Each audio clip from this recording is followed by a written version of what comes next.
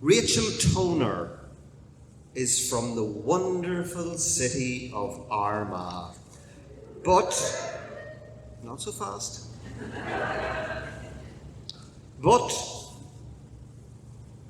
having left the wonderful city of Armagh and moving miles and miles away to Portadown, she is forever referred to as the Blow-In.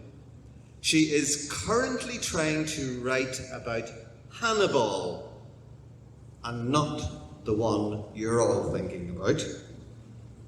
Tonight, Rachel Toner is reading not A Child of the Troubles. Rachel Toner.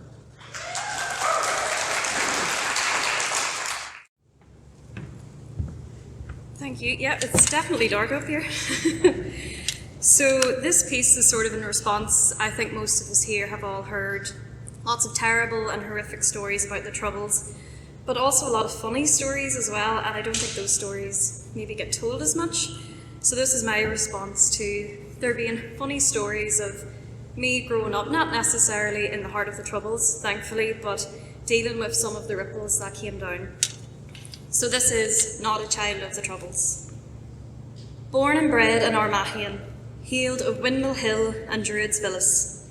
I didn't know what a Druid was then, but at least I knew what a windmill was, and there certainly wasn't any villas where I grew up.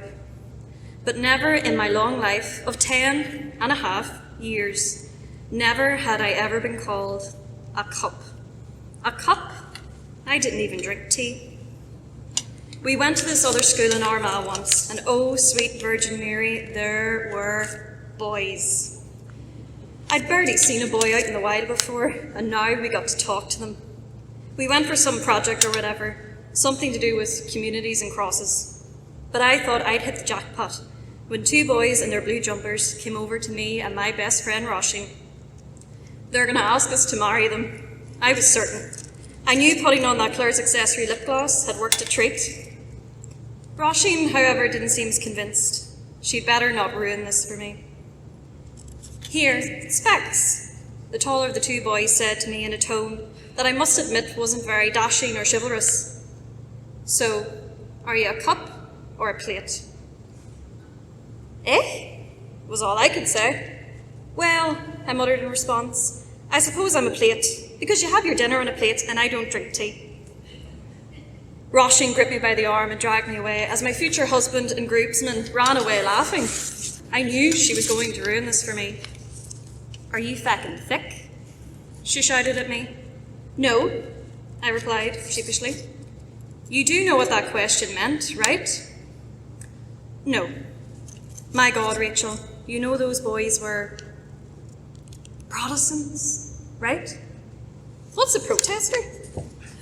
Protestant, Rach, my God, for all those books you read, you're thick as champ. Well, we're Catholics, I know that. I'm not that thick. But you know what a Protestant is, right? They're different from us. How? I asked as I rubbed the slowly forming bruise on my arm. Well, I heard my ma say that their eyes are too close together. Or was it too far apart? I can't remember. And their eyebrows meet in the middle sometimes, and they do different stuff from us on Sundays. And there's something that made the place troubled. And bad stuff happened, all right? Well, Roisin, his eyes seemed normal space apart. He didn't have an eyebrow that met in the middle, and he didn't look troubled. Rachel, it doesn't matter. They're plates and we're cups. We're different.